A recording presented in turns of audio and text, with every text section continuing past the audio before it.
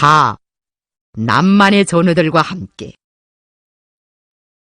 백두산 일대의 여러 곳에 미령들을 끌여놓고 압록강 연안에서 군사정치 활동을 벌이고 있을 때에 있은 사실 가운데서 또 하나 인상 깊이 회고하게 되는 것은 우리 부대를 찾아온 항일연군 제1군 이사동무들과 함께 공동생활, 공동작전을 하면서 전투적 우위와 연대를 두터이 해가던 일이다.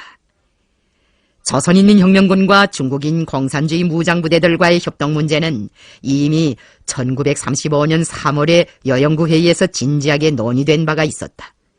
이 회의의 결정에 따라 그 후 우리 부대는 북만으로 두 번째 원정을 갔고 다른 부대는 신계령을 넘어 남만으로 떠나갔다. 우리의 익측에서 활동한 대표적인 중국인 무장부대들로는 영안지방에서 활동하던 주보종 부대, 밀산지방에서 활동하던 리연럭 부대, 남만지방에서 활동하던 양정우 부대, 주하지방에서 활동하던 조상지 부대를 들 수 있다. 당시 이 부대들은 제가끔 린접과의 공동투쟁을 적극적으로 벌여나가고 있었다. 남만에 진출한 동만의 독립일사는 1935년 8, 9월 몽강현 나르훈에서 일군의 전우들과 감격적인 상봉을 하였다. 그때 우리 부대는 로야령을 다시 넘어 주보종 부대와 협동작전을 하고 있었다. 남만에 파견되어 간 대호 속에는 왕청 출신의 지휘관들인 어중흡과 김평도 있었다. 남만 동무들은 서울대문도 세우고 깃발도 띄우고 연탁도 차리고 환영사도 하는 등으로 동만 사람들을 굉장히 환영했다고 훗날 어중흡도 감격에 겨워 회상하였다. 그 행사가 참으로 장관이었다고 한다. 그날 남만 부대를 대표해서 양정우가 환영사를 하고 동만 부대를 대표해서 리학충이 답사를 했는데 두 사람의 연설은 수백 명이 보내는 박수갈채로 하여 자주 중단되었다는 것이다. 그 당시의 장면을 재치있게 압축한 그림이 인민혁명보라는 신문 호외에 실렸던 기억이 난다. 저구간이 사단의 주력을 이끌고 거미걸 미령으로 찾아왔을 때 우리는 전투를 하느라고 미령에 없었다. 전장에 나가 돌아다니는 우리에게 남만 부대의 도착 소식을 알려준 것은 김주현이 보낸 통신원이었다. 부대의 시기주 문제를 맡아보는 김주현은 손님 접대를 통이 크게 하느라고 무더니도 마음을 쓰는 것 같았다. 우리는 남만에서 온 동무들을 빨리 만나보려고 싸움을 끝내기 바쁘게 미령으로 돌아섰다. 린접 부대의 전우들을 만나는 것은 우리에게 있어서 하나의 큰 낙으로 되고 있었다. 사람에 대한 그리움, 그것은 우리 모두의 마음속에 항시적으로 자리 잡고 있던 귀중하고 강렬한 감정이었다. 인가와 멀리 떨어져 있는 우리의 산중 생활에 어찌 그리운 것이 한두 가지뿐이었겠는가. 고향에 대한 그리움, 혈육에 대한 그리움, 하구들에 대한 그리움, 사랑하는 사람에 대한 그리움, 온갖 문명에 대한 그리움. 하지만 그 모든 그리움 중에서도 가장 큰 그리움은 동지들에 대한 그리움이었고 사람에 대한 그리움이었다. 이 그리움 때문에 부대가 주민지대에 머무르는 날은 우리 모두의 명절이었다. 저구간 부대의 전우들이 우리 미령에 와 있다는 소식을 들었을 때 나와 나의 전우들이 일제히 환성을 올리며 통신원을 부둥켜 하는 것도 그와 같은 감정의 표시였다. 우리가 미령에 돌아오자 남만에서 온 70 내지 80명의 동무들은 병실에서 뛰어나와 겹겹이 우리를 에워쌌다. 우리는 미처 정신을 차릴 사이도 없이 펑과 악수의 사태 속에 파묻혔다. 그때의 그 광경을 딴 사람들이 보았더라면 남만 사람들이 진을 치고 있는 미령에 우리가 가서 환영을 받고 있는 듯한 감을 느끼었을지도 모른다. 이 상봉을 계기로 나와 저구간 사장은 처음으로 낯을 익히게 되었다. 저구간은 의지가 굳고 요구성이 강한 군사학교 교관 같아 보이었다. 그것이 조 사장에 대한 나의 첫인상이었다. 그런데 며칠 동안 침식을 같이 하고 나서는 인상을 달리하게 되었다. 그는 대단히 다심하고 부침성이 좋은 사람이었다. 나보다는 나이가 11살 더 든 듬직한 사람이었다. 그가 길림성 연길현 태생이고 길림 사범학교 출신이라는 데서 나는 동향인이라도 만나는 것과 같은 친근감을 느끼었다. 그는 사범학교를 졸업한 다음 길림 제1중학교에서 교편을 잡은 적도 있었다고 하였다. 그 후에는 산동군종대학에도 다니고 베이징에서도 공부하였는데 저구간이 막스레닌주의 학습에 열중한 것은 바로 이 두 학교를 다닐 때였다고 한다. 저구간은 항일무장투쟁에 참가한 후 1군 147연대 정치위원을 하다가 1934년 가을부터 1군 2사 사장 겸 정치위원으로 활동하기 시작하였다. 김사령, 협동하려는 상대가 이런 몰골을 하고 나타났다고 나무라지 마시오. 내가 부대지 일을 잘하지 못해서 그렇게 된 것이니 널리 양해하여 주시오. 저구가는 우리의 주위에 겹겹이 서 있는 부하들을 가리키면서 열적은 표정을 지어 보였다. 남만에서 온 손님들은 지휘관이건 대원이건 할 것 없이 모두가 허름한 여름 옷을 입고 있었다.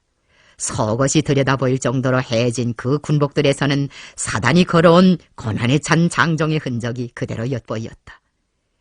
김사령, 부끄러운 일이지만 우린 아직 대원들에게 겨울옷을 입히지 못했습니다.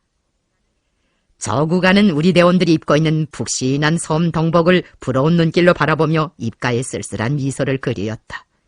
부끄럽다니요. 얼마나 싸움을 많이 하고 고생을 많이 했으면 옷들이 저 지경이 되었겠습니까? 북만 원정을 마치고 돌아올 때의 우리 부대 모습도 저랬습니다. 이사동무들이 나무라지 않는다면 우리 부대에 동복이 여유가 좀 있는데 그 수량이 얼마나 되겠는지는 모르겠지만 그거라도 먼저 갈아입히는 것이 어떻겠습니까? 모자라는 것은 새로 지어 입히기로 하고요. 내가 이런 말을 하자 저구가는 기뻐서 어쩔 바를 몰라 했다.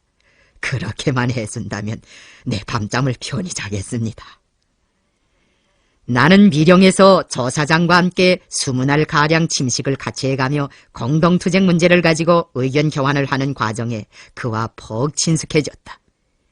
우리는 두 부대의 협동 문제로부터 시작하여 부대 관리 문제, 대내 교양 문제, 대열 보충 방도 문제, 군중 공작 방법 문제, 유격 전술 문제, 저중 두 나라 혁명의 전도 문제는 말할 것도 없고 사사로운 가정 잡사에 대한 견해까지도 허물없이 나누었다.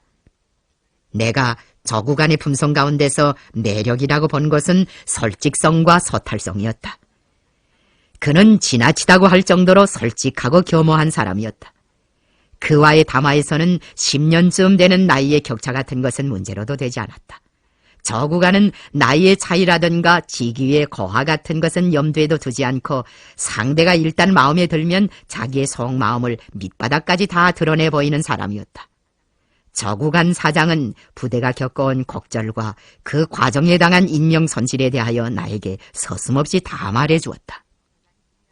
저구간이 지휘하는 1군 2사는 조선 사람들이 반석에서 조직한 반일 인민유격대를 모체로 하고 여기에 위만군 반변자들과 산림대에서 넘어온 사람들로 구성된 1사 1년대를 포함시켜 꾸려진 사단이었다. 사단의 기본 활동구역은 반석현과 그 주변 일대였다. 그런데 부대는 사단으로 편성된 이래 군부의 작전 계획에 따라 해마다 여름에는 시바라 북쪽의 강북으로 원정을 갔다가 겨울이면 돌아와서 원정 과정에 입은 손실을 메꾸고 역량을 보충해서는 다음해 여름에 다시 강북으로 출정한다는 것이었다. 유격활동 구역을 확장한다는 명목으로 한 해에 한 번씩 어김없이 진행해온 정기적인 이동작전이었다. 그런데 이 규칙적인 이동작전이 적들의 주의를 끌게 되었고 고정불변한 활동 노정이 그들의 작전 지도에 오르게 되었다. 적들이 길목을 지키고 있다가 불의의 타격을 가하곤 하였기 때문에 그 부대는 원정 때마다 매번 막대한 손실을 당하곤 하였다. 그해 1936년 그해 여름에도 사단은 원정 과정에 적지 않은 전투 인원을 잃었다는 것이었다.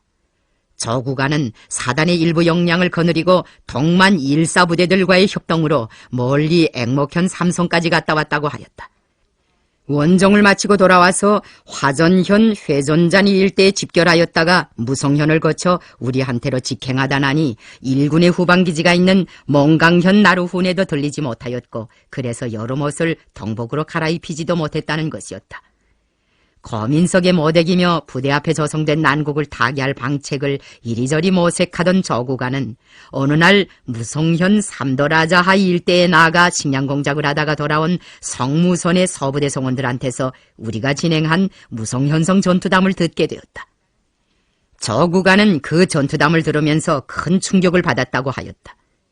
남들은 새로 꾸려진 사단을 가지고도 연전연승을 하는데 우리 부대는 어찌하여 매번 고전만 치루어야 하는가?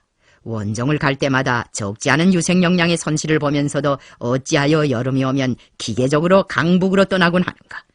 여기에 우리가 교훈으로 삼아야 할 문제점이 있지 않는가 하는 생각을 가지고 지휘관협의회를 열었다는 것이다. 협의회에서는 부대의 군사활동에서 결정적 전환을 이룩하기 위한 여러 가지 대책들이 토의되었는데 그 대책 중에 하나가 바로 우리 부대와의 공동작전을 한시바삐 하자는 것이었다. 공동작전을 하게 되면 전술과 전법도 발전시킬 수 있고 유익한 경험도 축적할 수 있다는 것이 협의회에서 논의된 공통된 주장이었다. 이 제안의 주창자가 성무선이었고 가장 적극적인 지지자가 바로 저구간 사장 자신이었다. 사단은 곧 우리 부대의 소재지를 향해 화전현 대동구를 출발하였다. 짐작컨대 이사의 전우들은 고생은 고생대로 하면서도 싸움은 그닥 흥친하게 해본 것 같지 않았다. 그들이 겪어온 시련과 고초에 대한 이야기를 듣고 나니 어쩐지 그 시련이 남의 시련 같지 않고 그 고초 역시 남의 고초처럼 생각되지 않았다. 세칭 남만 유격대라고도 부르는 동북항일연군 제1군은 사실에 있어서 북만에 있는 유격대와 더불어 조선인민혁명군 주력부대의 주요한 인접이었다. 우리는 항일전쟁의 첫 시기부터 남만 유격대의 성장 발전에 큰 관심을 가지었고 그들과의 공동투쟁을 실현하기 위하여 부단히 노력하였다. 그리고 거기에 유격전쟁에서 단련되고 육성된 동만의 우수한 조선인 간부들을 많이 파견하였다. 1932년 여름 남만으로 갈 때 우리가 리형광, 리동광에게 대표를 파견하여 그들과의 제휴를 실현하려고 한 것도 그런 노력의 하나라고 말할 수 있을 것이다. 그러나 유감스럽게도 그들과 함께 공동작전은 해보지 못하였다. 남호두 회의 이전 시기까지만 해도 우리는 주로 북만 유격대와의 합작에 치중하였다. 그래서 원정부대를 이끌고 2번이나 북만에 갔었다. 우리는 거기서 공산주의자들과도 공동작전을 하고 반일 부대들과도 연합작전을 펼쳤다. 가슴 아픈 손실도 있고 희생도 없지 않았으나 린접과의 연합은 큰 생활력을 나타내었다. 우리가 간도에서 유격근거지에 의거하여 싸울 때에는 남만보다 북만이 지리적으로 훨씬 더 가까웠던 것도 사실이었다. 영 하나만 넘으면 북만이었다. 그러나 우리가 서간도를 새로운 활동무대로 삼고 싸우기 시작한 1930년대 후반기에 와서는 북만보다 남만이 지리적으로 더 가까운 린접이 되었다. 백두산 서남부 지역에서 우리가 매일같이 울린 총성은 남만 부대들에도 인민혁명군과의 협동을 한시바삐 성사시켜야겠다는 강한 의욕을 안겨주었다. 남만 부대들과의 연합은 더는 미룰 수 없는 절박한 현안 문제로 되었다. 저구간 사단은 우리가 백두산 지구에 나와 사단급에서 공동작전을 실현한 첫 대상이었다고 말할 수 있다. 동만이나 북만에서와 마찬가지로 남만에서의 유격투쟁도 조선의 공산주의자들 혁명가들에 의하여 개척되고 주도되었다고 할 수 있다. 남만에서 활동하고 있는 항일연군 제1군 소속의 1, 2, 3, 4의 민족별 구성을 보면 조선 사람들이 다수를 차지하고 있었다. 양정우, 위정면, 저구간과 같은 사람들을 제외한 대부분의 군사정치 간부들도 역시 조선 사람들이었다. 주보종은 1945년 12월 길림의 어느 한 집회에서 한 보고에서 1932년도에 건립된 억센 동만 유격대와 1933년에 건립된 반석 유격대, 주하 유격대, 밀산 유격대, 당원 유격대는 모두 조선 동지들과 혁명적인 조선 군중에 의하여 창건되었는데 그것이 후에 항일연군의 여러 군으로 발전하였으며 제5군에도 적지 않은 우수한 조선 동지들이 있었다고 하면서 항일연군 각 군의 군장, 정치부주임으로부터 소대장, 지도원에 이르는 각급 군정 간부들 중에는 조선 동지들이 많았다고 하였다. 여기서 말하는 반석유격대가 바로 남만유격대 항일연군 제1군의 전신이다. 반석유격대라는 통속적인 명칭 자체가 말하여주고 있는 바와 같이 남만유격 투쟁의 발상지는 반석지구였다. 반석현당위원회가 처음으로 조직되었을 때 그 위원회에 소속된 공산당원은 40명 정도였는데 그들도 모두 조선 사람들이었다고 한다. 여기서 리홍광이 10명 안팎의 조선 사람들로 천 무장대를 조직하였는데 그것이 남만유격대의 모체였다. 30여 명으로 구성된 남만유격대의 첫 성원들도 모두가 조선 사람들이었다. 반석유격근거지 안에 조직된 반일회, 분여회, 소선대, 농민위원회의 책임자들도 대부분이 조선 사람들이었다. 남만의 유격운동 개척과 그 발전에서 조선 사람들은 선구적이며 핵심적이며 주도적인 역할을 수행하였다. 저 구간의 사단도 조선 사람들이 많은 부대였다. 성무선, 박순희를 비롯한 과반수 이상의 지휘관들과 많은 대원들이 조선 사람들이었다.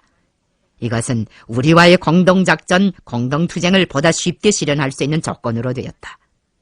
남만의 조선인 공산주의자들은 우리와의 직접적인 연계 밑에 또 때로는 독자적인 판단과 결심과 행동으로 일본 제국주의자들에게 군사정치적으로 된 타격을 안겼다.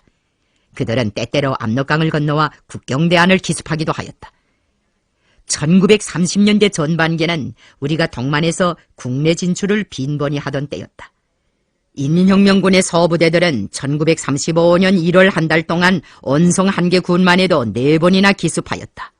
그 서부대들이 온성군 남산리와 월파동, 세선동과 미산동 일대에 진출하여 적 군경들과 교전을 벌였을 때 서울의 신문들은 유격대가 한북 온성 훈융동지를 대거 습격하였다고 떠들었다. 1935년 5월에는 조선인민혁명군의 한 부대가 무산군 삼장면 농사동 일대에서 군중정치 사업을 진행한 다음 안도현 대마로구 부근에서 뒤쫓아오는 일제경찰들과 총격전을 벌여 적들에게 된 타격을 주었다. 해를 거듭할수록 더 격렬해지는 국내 진출의 흐름을 타고 압록강 대안에서 싸움으로 저국에 대한 향수를 달래던 리홍광이 부대를 이끌고 강을 건너와 후창군 동흥진을 습격하였다. 1935년 2월 15일 밤 극악을 누린 1군 1사의 3개 서부대는 경기관청 2종을 앞세우고 동흥진을 포위한 다음 경찰서, 금융조합 등을 습격하여 적들을 아연실색케 하였다.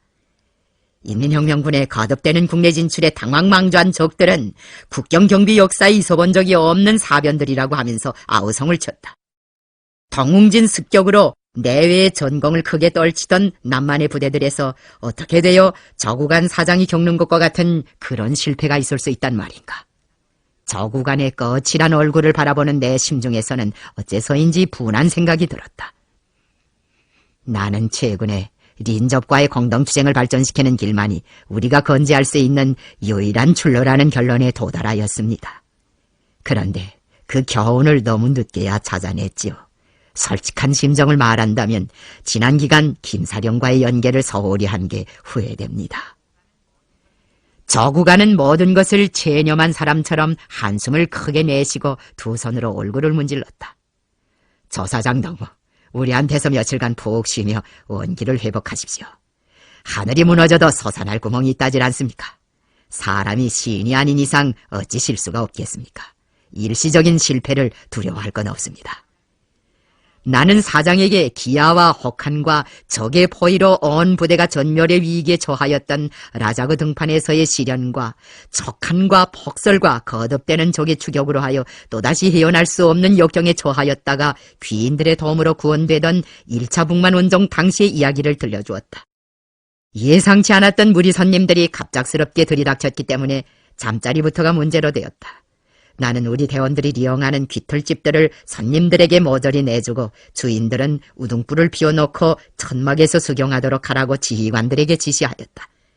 우리 대원들은 나의 지시가 떨어지기 바쁘게 재빨리 귀털집을 내주고 천막도 치고 우등불도 피웠는데 그 기묘하고 날린 솜씨에 손님들은 다 같이 감탄하였다. 우리 대원들 중에는 우등불 명수들이 많았다. 그들은 아주 독특한 방법으로 통나무 우등불을 피우는 묘리를 발명하여 그것을 전 부대에 보급하였다. 그 방법이란 아주 간단하면서도 신비스러운 것이었다. 같은 길이로 알맞춤하게 자른 통나무를 밑에는 6대, 그 위에는 4-5대, 또 그 위에는 서너 대씩 피라미드식으로 층을 올리 쌓고 2석 대를 올린 마감층 위에 불쏘시개 감으로 마른 나무 가치들을 넣고 거기에 불을 다는 것이다.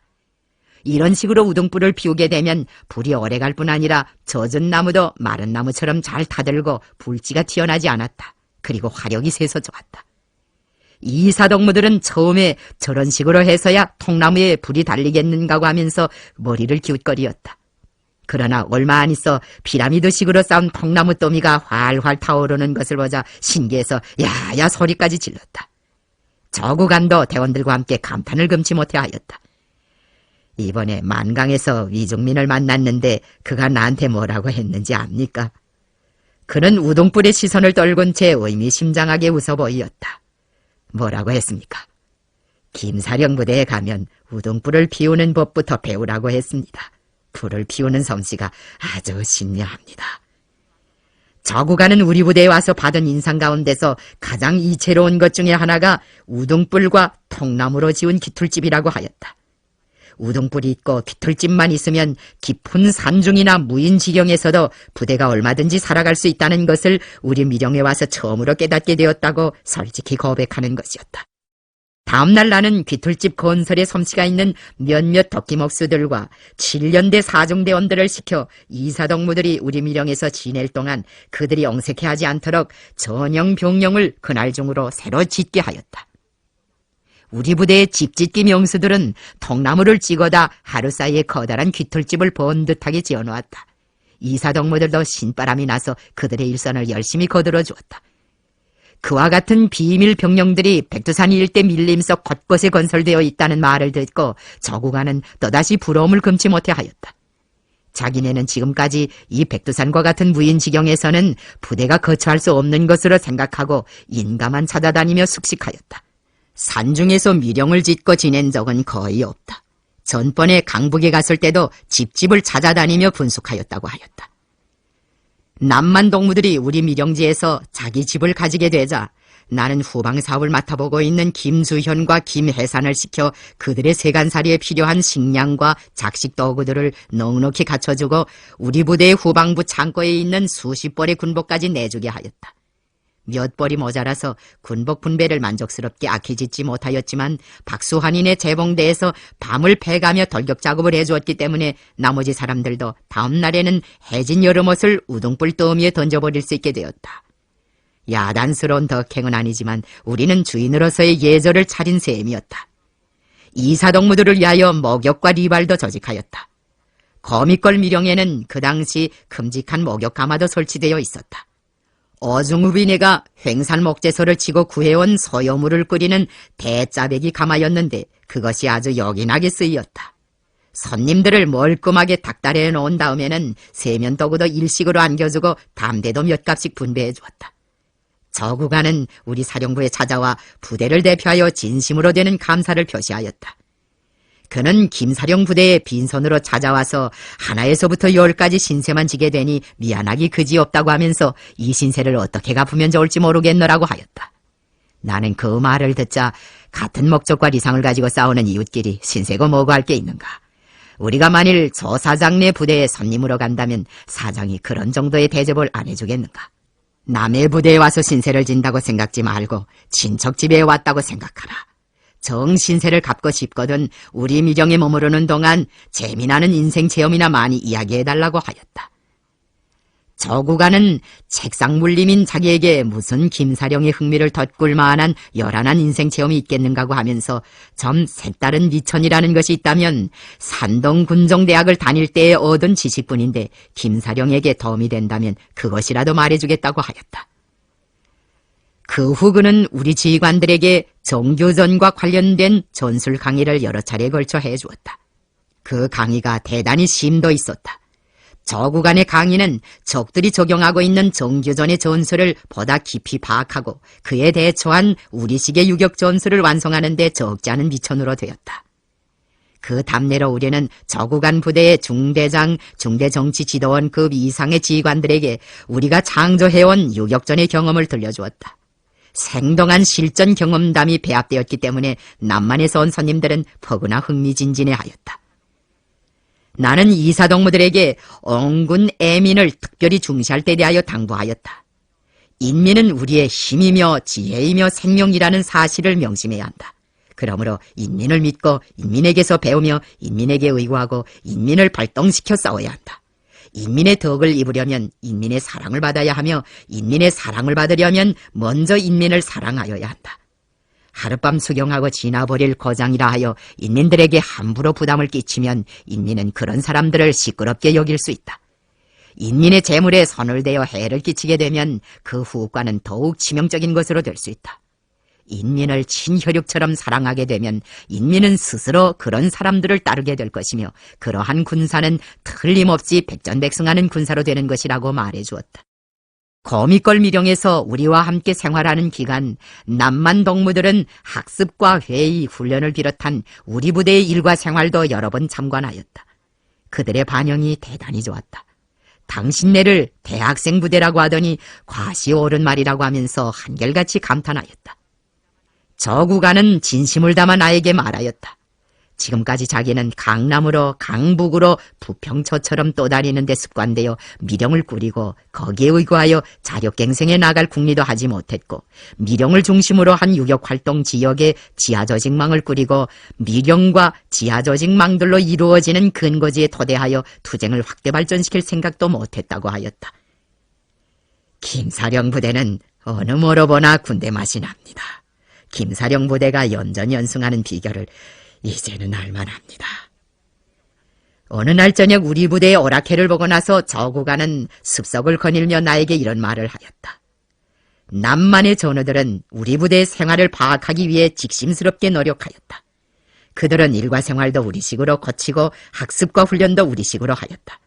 우리 미령에 머무르는 기간 그들은 군력도 보강하고 규율도도 엄격히 세워 면모를 일신하였다.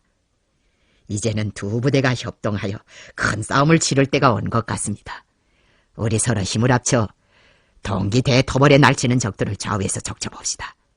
도천리를 비롯해서 장백, 림강, 현경 지대는 군중적 지반도 매우 좋습니다. 우리가 조직해놓은 지하혁명 조직의 적극적인 방조와 후원도 받을 수 있으니 좋은 청년들을 받아들여 인차 대열 보충도 할 수 있을 것입니다. 우리 두 부대가 서로 손을 튼튼히 잡고 좌우에서 부단한 소모전을 진행하면 전투 성과도 크게 올릴 수 있을 것이라고 생각합니다. 저구가는 나의 의견에 기꺼이 동의하였다. 우리는 필요에 따라 공동작전도 진행하기로 하였다. 이사의 전우들은 우리 미령을 떠날 때 매우 섭섭해하였다.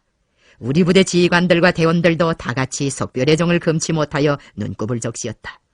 작별을 앞두고 저구가는 나에게 이런 청을 하였다. 김사령, 대원들 가운데서 전령명감을 한 명 골라주지 않겠습니까? 나는 북만에 갔을 때와 똑같은 경우를 당한 셈이었다. 그때 주보중도 나에게 조선족 출신의 대원들과 지휘관들을 요구했었다. 그 청을 받고 덕만부대에서 박낙권, 전창철, 안정숙, 박길성을 비롯한 많은 조선족 출신 대원들과 지휘관들이 북만부대에 파견되어 갔다. 저 사장이 우리 동무들을 그렇게 믿어주니 감사합니다. 조선 사람들과 무슨 특별한 인연이라도 있는 게 아닙니까? 나의 이러한 물음에 저구가는 특별한 인연은 없는데 리형광, 리동광을 알게 된 다음부터 조선 동무들에게 매혹되기 시작했습니다. 리형광이 서본양을 여정냈을 때 우리가 얼마나 감탄했는지 간도 사람들은 아마 다 모를 겁니다. 라고 대답하는 것이었다. 서본양이란 류하현 일대에서 안도의 리더선이나 무성의 왕가대장과 같이 인민들을 마구 학살하고 약탈하던 위만군의 악질 고위장교였다. 바로 이 부대를 리형광이 유하현 삼원포와 고산자, 량수하자 일대에서 녹여냈다는 것이다.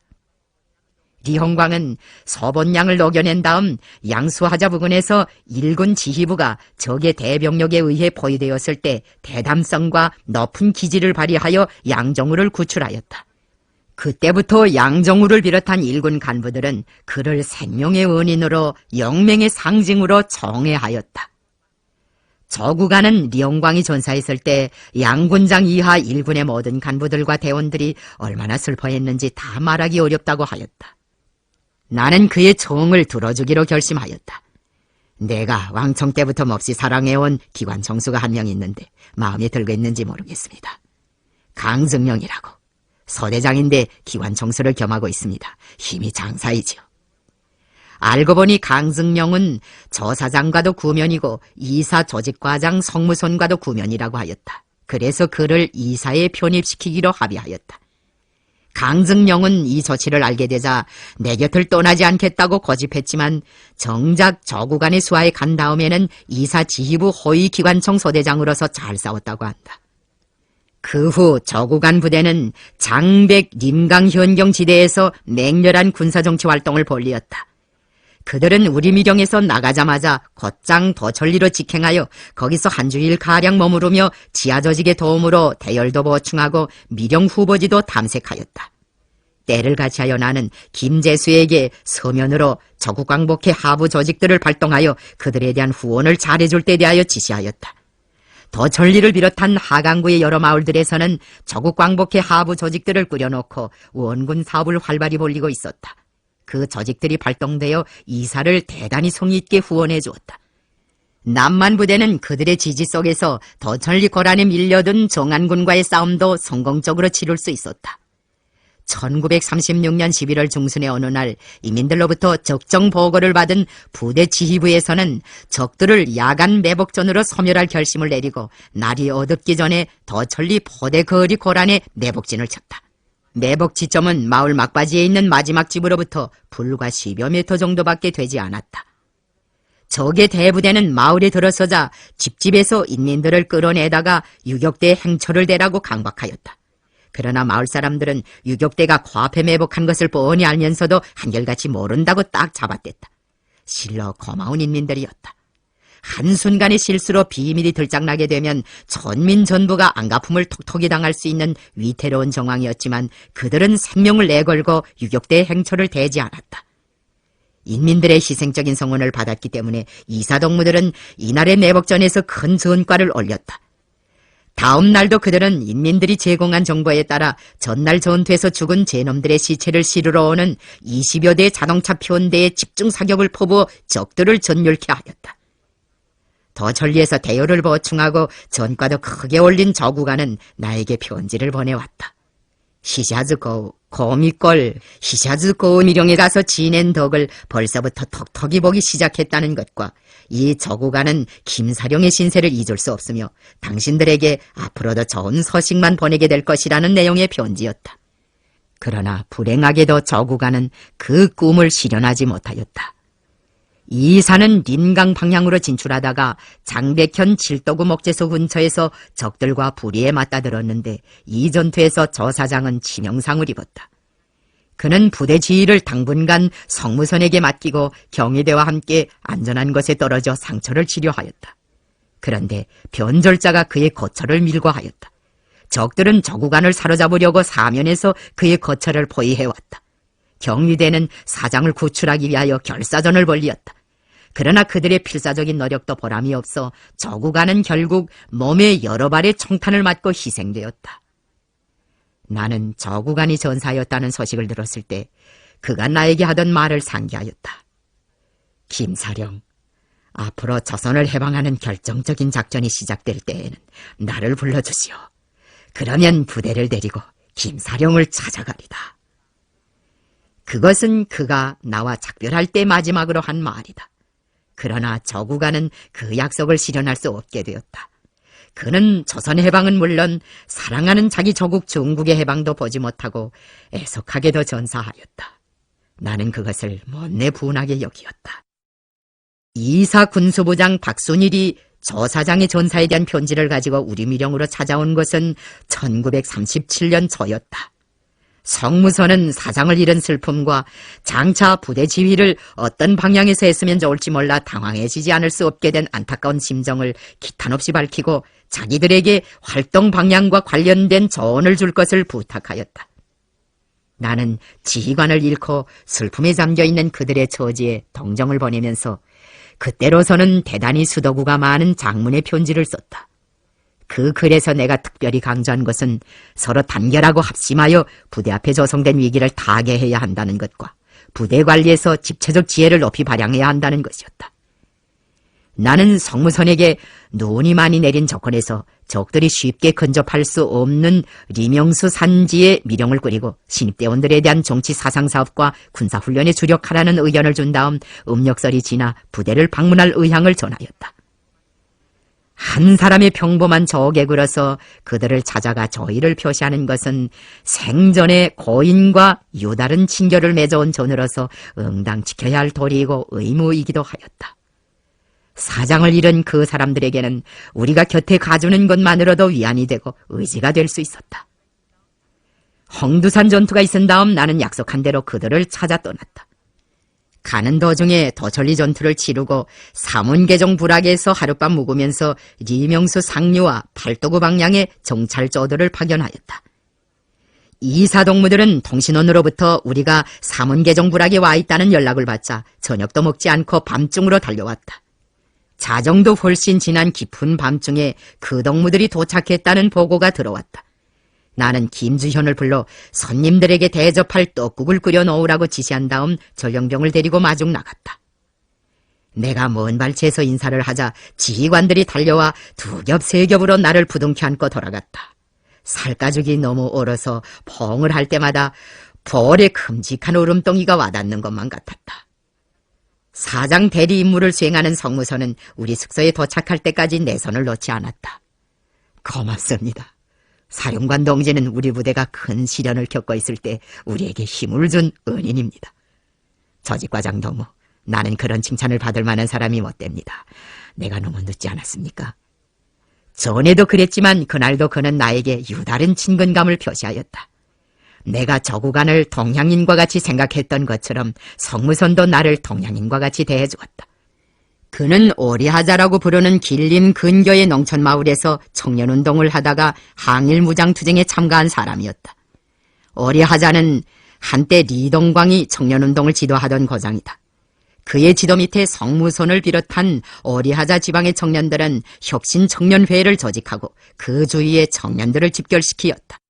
그 당시 연길현 일대에서는 신흥청년회, 전진청년회라는 간판을 가진 청년 조직들도 활동하였다. 성무선은 혁신청년회의 조직위원이었다. 1928년 봄에 이 조직은 리동광에 의하여 반제청년동맹으로 개편되었고 후에는 다시 공청으로 개편되었다. 우리가 기래선 철도부설 반대 투쟁과 일화 배척 투쟁을 벌리자 오리하자의 청년 조직은 동정 시위를 벌리었다. 리동광이 오리하자 일대에서 청년운동을 지도하던 시기는 우리가 길림에서 청년학생운동을 지도하던 시기와 일치한다. 성무서는 길림 시절을 회상할 때마다 정의부의 일부 간부들을 비난하였다. 독립운동을 하느라고 수고하는 선배들을 비난하는 것은 지나친 일이 아닌가고 내가 빈잔하자 그는 오히려 얼굴을 붉히면서 그보다 더한 말을 해도 체면에 어그러질 것은 없다고 하였다. 그래서 나는 그에게 어떻게 되어 정의부 간부들에 대하여 좋지 않은 인상을 가지게 되었는가고 물었다. 성무서는 그 대답으로 1928년 벽도 정의부가 소집한 길림지방회의에 대하여 말해주었다. 아마 이 회의에 성무선도 오리하자 대표로 참석했던 모양이었다. 회의에는 쌍하진 대표, 강동 대표, 신안툰 대표들도 참가하였다. 안건은 의무금 징수에 관한 문제였다. 그날 고이호는 정의부를 대표하여 과격한 연설을 하였다. 그는 관할구역 백성들이 의무금을 잘 납부하지 않기 때문에 군대를 동원시켜서라도 받아내야겠다고 엄포를 놓았다. 이 연설이 발단이 되어 주최자 측과 회의 참가자들 사이에 옥신각신이 벌어졌다.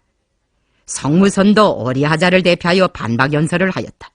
그 바람에 그는 회의가 끝난 다음 고이호가 파견한 테러분자들에게 매를 맞고 절도하였다. 성무선은 왕청문에서 발생하였던 국민부의 테러 사건에 대해서도 잘 알고 있었다. 나는 그와 함께 어동진이며 현묵관이며 고남에 대해서도 이야기를 나누었다. 길림과 관련된 생활이면 자그마한 세부까지도 다 말하였다.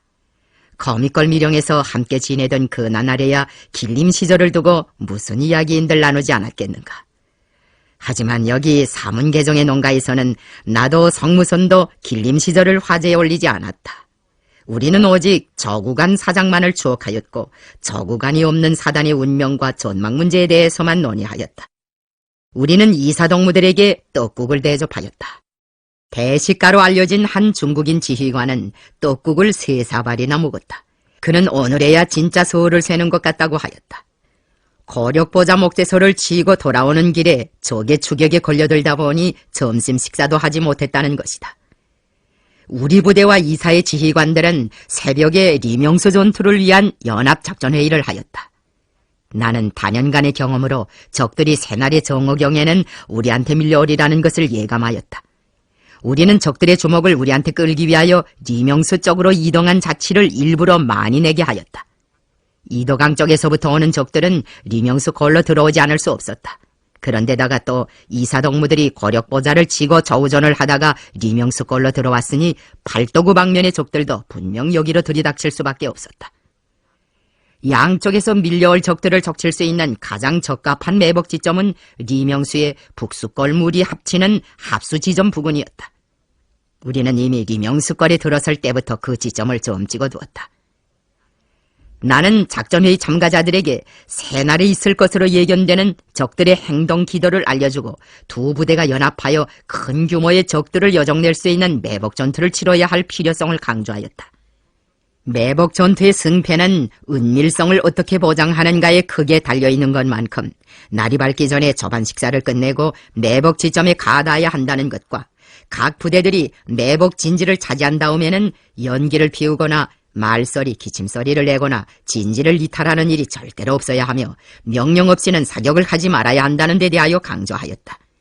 또한 적들에게 들이댈 함화 내용과 방법, 포로 취급 문제에 대해서도 구체적으로 설명해 주었다. 뒤이어 각 부대들의 전투 임무를 분담하였다. 정찰 자료에 의하면 적정에는 별다른 변동이 없었다. 나의 제의에 따라 출발 준비를 갖춘 두 부대는 한자리에 모여 저구간 사장의 추도 모임을 가지었다. 나와 성무선이 각각 추모 연설을 하였다. 리명선은 장백현 모두덕 분수령에서 서쪽으로 흘러 팔도구하에 합쳐지는 강이다. 사문계정은 이 강의 상류 부근에 위치하고 있는 마을이었다. 거기서 강줄기를 따라 시월이쯤 내려가면 15호 될까 말까 한 순 조선 사람들의 화전민 마을이 있었다. 그것이 리명수 촌이었다. 부대들은 날이 완전히 밝아지기 전에 내복진지를 차지하고 전어들을 팠다. 주변의 가파로운 산 비탈들은 깊은 눈에 뒤덮였고 리명수에는 얼음이 깔려 있었다. 강 추위로 뼛속까지 얼어드는 날이었지만 전투원들의 사기는 아주 높았다. 우리가 지휘한 전투는 언제나 승전한다는 소문을 들어온 남만 동무들은 출전 명령을 받은 순간부터 이번 싸움은 대승할 싸움이라고 장담하였다.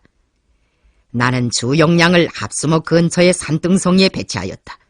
황무지를 개간하여 새로 만든 밭들이 있는 등성이인데 골짜기를 향하여 내려 쏘기에 편리한 위치였다. 거지의 중심에 나의 지휘처를 정하고 앞에 우리의 7연대와 경의중대를, 좌측의 8연대를, 우측의 이사전투원들을 매복시켰다. 골짜기 건너편의 나지막한 산등성이에는 60-70명의 용사들로 구성한 돌격대를 매복시켰다. 그 두 산과 마주서 있는 높다란 건너편 산은 밀림으로 뒤덮인 험산이어서 그쪽으로는 우리한테서 얻어맞은 적들이 도망칠 수 없게 되어 있었다. 우리가 차지하고 있는 매복구역 건너편은 100m가량의 폭을 가진 평지로 되어 있었는데 그것은 적들을 전멸시키는 데 적합한 집중사격구역이었다. 나는 이도강 쪽에서 오는 적과 팔도구 쪽에서 오는 적들을 감시하고 견제하기 위하여 양쪽 방향에 각각 1개 분대가량 되는 방차대를 파견하였다. 방차대들에서 보내오는 수기 신호를 받기 위한 바들초는 우리의 뒷산에 배치하였다. 전투원들은 전어 속에 엎드려 적들이 오기를 기다렸다. 그러나 점심때가 지나도록 적들은 얼씬하지 않았다. 놈들이 안 오는 게 아닙니까? 지루해난 백항님이 이빨을 덜덜 맞저으며 귓속말로 물었다. 너무 조급해 마오. 이제 꼭 오게 될 테니까. 나도 사실은 이빨을 맞저으며 온몸을 떨었다. 전투원들은 눈 속에 엎드린 채 꽁꽁 온 강낭떡을 꺼내 먹었다. 나는 백항님이 자기 배낭에서 꺼내주는 온 강낭떡 1개로 점심을 구움댔다. 날씨가 어찌나 맵잡던지 쇠부치에 손이 닿으면 떡떡 얼어붙곤 하였다. 적들은 오후 2시가 지나도 나타나지 않았다. 2월의 강추위에 1시간도 아니고 8 내지 9시간이나 눈 속에 엎드려 있다는 것은 저련치 않은 일이다. 그러나 승리하기 위하여서는 그보다 더한 갓난신고도 참고 견딜 줄 알아야 하였다. 여기서 치명상을 받게 되면 적들도 더는 우리에게 함부로 달려들려고 하지 않을 것이었다. 오후 5시경에야 팔도구 방향의 동남쪽 호지에 나가 있는 방차대로부터 적들이 나타났다는 신호가 왔다. 쌍안경으로 살펴보니 위만군 장교가 인설하는 척후대가 앞장에 서고 그 뒤로 일본 지도관이 거느린 기본 대열이 느릿느릿 따라오고 있었다. 나는 전령병을 보내어 선두 척후대는 지나보내고 본대의 뒷거리가 우리 매복권 안에 들어선 다음에 사격명령을 내릴 터이니 함부로 사격해서는 안 된다는 것을 다시 한번 각 부대에 전달하게 하였다. 적들의 출현과 때를 같이하여 날씨가 급작스레 사나워졌다. 하늘에는 먹장구름이 시꺼멓게 뒤덮이었다. 눈만 없었다면 음산한 저녁 대지는 캄캄한 어둠 속에 파묻혔을 것이다. 차디찬 강풍이 북쪽으로부터 우리를 후려갈기었다. 눈보라 때문에 적들은 눈도 바로 뜨지 못하였다. 나는 적의 기본 대열이 우리의 매복권 안에 완전히 들어서기 바쁘게 신호총을 쏘았다. 400여 자루의 보총과 여러 정의 기관총들이 마침내 분노를 터뜨렸다. 사격에 이어 한익수에게 돌격나팔을 불게 하였다. 적들은 그야말로 도간에 든 쥐신새가 되고 말았다. 전과는 컸다. 적 100여 명을 살상하고 2개 중대를 투항시켰으며 3종의 경기관총을 비롯하여 150여 정의 보총, 많은 탄화를 노획하였다. 살아서 도망칠 수 있은 것은 선두의 척후병들 뿐이었다. 팔도구 쪽에서 온 적들을 한창 적혀대고 있을 때 이도강 쪽에서 온 적들은 골짜기에서 울려오는 요란한 총소리를 듣고 겁에 질려 방차대 성원들이 나가 있는 산 코숭이 앞에 멈춰서고 말았다. 우리의 방차대원들은 우물쭈물하면서 얻어가도 못하고 있는 적의 무리를 향하여 몰사격을 퍼부었다. 적들은 살상된 동료들을 그냥 내버린 채 황황히 도망치고 말았다. 나는 삼운계정 마을의 가가호호에 적의 부상병들을 업어들여다 치료도 해주고 식사도 시킨 다음 성한 포로들과 함께 집으로 돌려보내도록 하였다. 우리에게 6번이나 붙잡혀 6자루의 총을 바쳤으니 자기는 유격대를 도와준 공로자 취급을 받아 마땅하다고 한 위만군 포로의 유명한 일화가 생겨난 것이 바로 그때였다고 생각된다. 리명수 전투로 인하여 팔도구 방면의 적들은 동기 대토벌의 주력을 잃게 되었다. 유격대를 전멸시킨다고 호언장담하던 적들의 위세는 땅바닥에 구겨박히고 동기 대토벌 노름은 물거품이 되고 말았다. 결국 우리는 리명수 전투의 승리로서 적들의 대토벌 작전의 종지부를 찍어놓은 셈이었다. 그런 의미에서 리명수 전투는 각별한 감회를 자아내는 전투였다. 이사동무들은 사기를 완전히 회복하였다.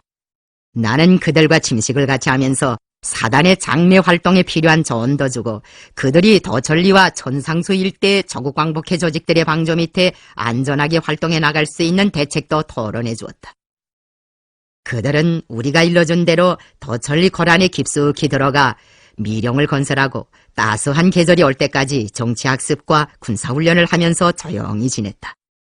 도천리 지하조직에서는 그때 그들에게 광목과 미트리와 큰 보선을 비롯한 수많은 원어물자를 제공하였다고 한다. 내가 남만 동무들을 다시 만난 것은 햇풀이 돋기 시작한 5월 중순경 리명수 마을에서 서쪽으로 좀 떨어진 어느 한 산등성이에서였다. 미령에서 편안히 지낸 이사동무들은 혈색들이 좋았다. 그런데 나를 몹시 딱하게 한 것은 그 부대에 속해 있는 조선동무들이 좀처럼 내 곁에서 떨어지려고 하지 않는 것이었다. 그들은 나를 찾아와 우리 부대에 편입하고 싶은 생각이 간절하니 허락해달라고 성화를 먹이었다. 나는 그들을 설복하느라고 목이 쉴 지경이었다. 우리가 중국 동무들과 연군을 편성해가지고 싸우는 것은 순수한 조선 사람들로만 부대를 꾸리고 싸우는 것보다 중국 인민들의 지지와 방조를 받는 데 더 유리하다는 것을 고려했기 때문이다. 동문의 부대는 일군에 속하지만 조선 사람이 절반 남아 되는 것만큼 조선인민 혁명군의 한 별동부대나 다름없다고 생각하라. 그런데 모두가 우리한테로만 오겠다고 하면 사면팔방의 적들과는 도대체 누가 싸우겠는가? 남만 쪽의 적들은 덕문회를 비롯한 일군 동무들이 적치고 동만 쪽의 적들은 사사 동무들이 적치고 북만 쪽의 적들은 북만 동무들이 적치고 이렇게 해야만 우리도 백두산 일대의 적들과 잘 싸울 수 있다. 동무들이 사처에서 적들을 붙들어 두지 않으면 그 적들이 몽땅 주력 부대를 괴멸시키자고 볼때처럼 덤벼들 것이다. 그래서 우리는 힘들게 육성한 우수한 군정 간부들을 북만 부대들에도 보내고 남만 부대들에도 보내주고 있는데 동무들은 모두 우리 곁에만 와 있겠다니 딱하지 않는가. 나라를 찾겠다고 부모 처자 곁에서도 떠나온 사람들인데 항일대전의 승리를 위하여 사적 감정을 초월하자. 빼앗긴 나라를 도로 찾은 다음에는 우리 모두가 한 군데 모여 살면서 옛말을 해보자고 설복하였다. 사실 나는 남만 동지들을 덮기 위하여 그들이 요구할 때마다 사람들을 보내주곤 하였다. 그런 일은 한두 번만 있지 않았다. 우리가 남만에 보낸 사람들은 하나같이 끌끌한 남하 대장부들이었다. 리덕광과 리민환도 경력을 따지면 덕만에서 선발되어 남만으로 간 사람들이었다. 1937년 3월에 저구간의 후임으로 사장의 중임을 맡은 조아범이 너무나 욕심을 내기 때문에 나는 전령병 김택만이도 그에게 붙여주었다. 일군 정무처장이었던 선영호는 길림사범학교를 다니던 시절부터 우리가 조직한 6.1 하구회의 회원으로 활동하던 하구였다. 그는 음악과 체육에 특별한 소질을 가지고 있는 동무였다.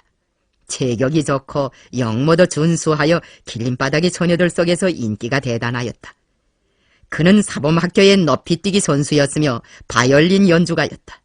선영호는 그 후 공청활동을 하다가 경찰에 체포되어 신의주 감옥에서 얼마 동안 시련을 겪었다.